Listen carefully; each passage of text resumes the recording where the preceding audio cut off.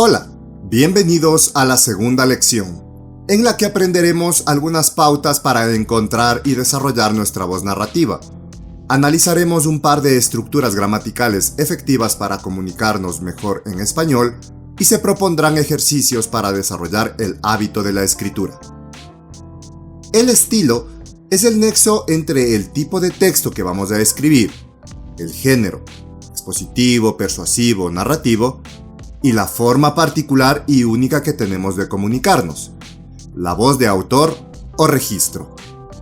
Es muy importante porque confiere personalidad al texto y nos diferencia de los demás escritores.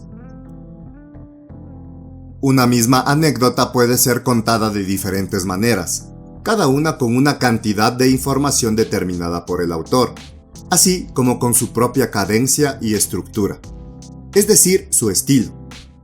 El autor Raymond Queneau publicó en 1947 el libro Ejercicios de estilo, en el que se narra un incidente trivial de 99 maneras distintas.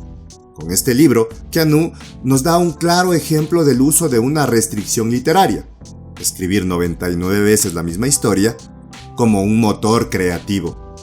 Es decir, nuestro estilo se puede nutrir de nuevas técnicas y perfeccionarse continuamente.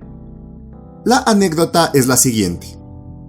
Una mañana a mediodía, junto al Parque Monceau, en la plataforma trasera de un autobús casi lleno de la línea S, observé a un personaje con el cuello bastante largo que llevaba un sombrero de fieltro rodeado de un cordón trenzado en lugar de cinta. Este individuo interpeló, de golpe y porrazo, a su vecino, pretendiendo que le pisoteaba adrede cada vez que subían o bajaban viajeros. Pero abandonó rápidamente la discusión para lanzarse sobre un sitio que había quedado libre. 2 horas más tarde, volví a verlo delante de la estación de San Lázaro, conversando con un amigo que le aconsejaba disminuir el escote del abrigo, haciéndose subir el botón superior por algún sastre competente. Como notamos, una anécdota anodina y común. A continuación, Queneau hace gala de su capacidad técnica y escribe 99 veces la misma historia con un estilo diferente cada una. Leamos 2 ejemplos. Sueño. Me parecía que todo era brumoso y anacarado en torno mío, con múltiples e indistintas presencias, entre las cuales, sin embargo, solo se dibujaba con bastante nitidez la figura de un joven cuyo cuello demasiado largo parecía anunciar ya por sí solo el carácter a la vez cobarde y protestón del personaje. La cinta de su sombrero había sido reemplazada por un cordón trenzado. Reñía luego con un individuo al que yo no veía. Después, como presa del miedo, se metía en la oscuridad de un pasillo.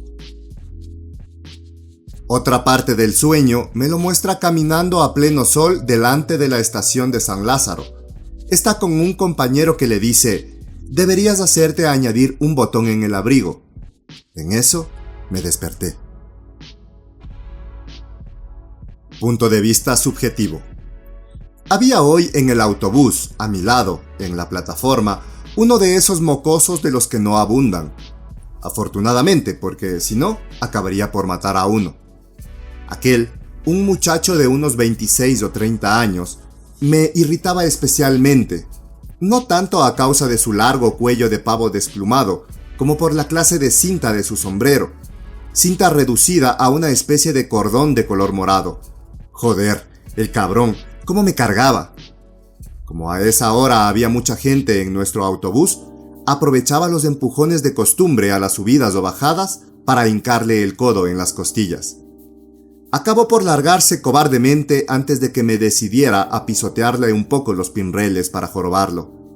También le hubiera dicho, para fastidiarlo, que a su abrigo demasiado escotado le faltaba un botón.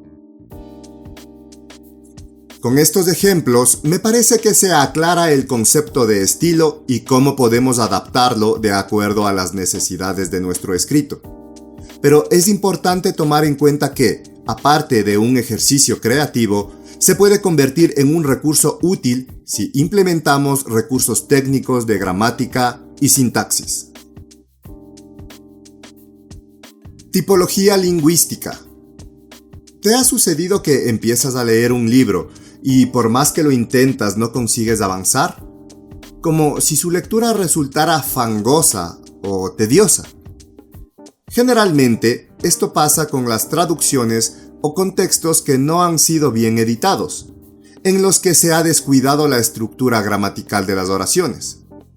Todo idioma tiene una estructura gramatical básica, la cual se forma por la manera en que se acostumbra a organizar las ideas el momento de comunicarnos en dicho idioma, sea de forma oral o escrita. Las ideas se organizan en 3 componentes fundamentales, los cuales forman oraciones, la mínima unidad con sentido completo y autonomía sintáctica. Los componentes fundamentales de la oración son 3: sujeto, verbo y objeto. Cada idioma tiene su manera particular de ordenar estos elementos, como por ejemplo, el japonés: sujeto, objeto, verbo. Yo manzana como. El árabe: verbo, sujeto, objeto. Como yo manzana. El español: sujeto, verbo, objeto. Yo como manzana. Tener presente esta estructura nos permitirá redactar oraciones que comunican de manera ordenada nuestro mensaje al lector. Aunque el español es un idioma bastante flexible con esta estructura, en especial con el lenguaje oral, es importante mantener la corrección lingüística en nuestros escritos, ya que esto le otorgará claridad, propiedad y naturalidad al texto. Miremos el siguiente ejemplo. La oración "Los niños comieron el almuerzo en casa de su abuela" aparece ordenada de la siguiente manera: sujeto, los niños; verbo, comieron; objeto 1, el almuerzo; objeto 2, en casa de su abuela. También podría decirse: en casa de su abuela comieron el almuerzo los niños, o comieron el almuerzo los niños en casa de su abuela. En los 3 casos el mensaje se entiende. Sin embargo, en las 2 oraciones finales, la atención se concentra en el objeto y el verbo, respectivamente.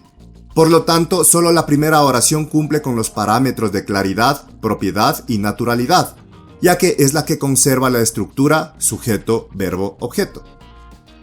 El objetivo de utilizar estas estructuras, tanto para planificar el texto a nivel general, así como para el proceso de redacción de las oraciones y párrafos que constituirán el libro, es reducir al mínimo las ambigüedades y otorgarle a nuestro lector un espacio en el que perciba con claridad la información que le estamos transmitiendo y la asimile con mayor facilidad, que sienta la seguridad de recorrer el libro como si estuviera mirando un mapa.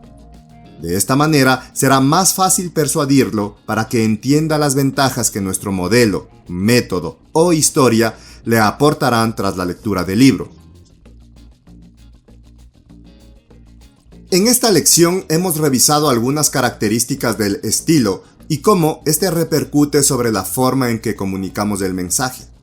Además, analizamos la estructura gramatical básica del español, la cual nos permitirá desarrollar y consolidar nuestro estilo como escritores, así como superar barreras comunicacionales que podrían impedir que la información se transmita adecuadamente al lector.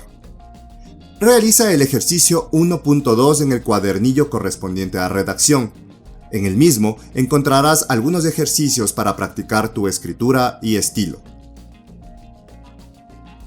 Hasta aquí hemos examinado los términos generales previos al proceso de redacción, pero queda pendiente uno muy importante: las historias. ¿Qué podemos hacer para seleccionar anécdotas eficaces y escribir historias que causen impacto y creen un vínculo emocional con nuestros lectores? En la siguiente lección conoceremos algunas herramientas y técnicas eficaces para organizar las anécdotas que usaremos en nuestro libro. Hasta aquí la segunda lección.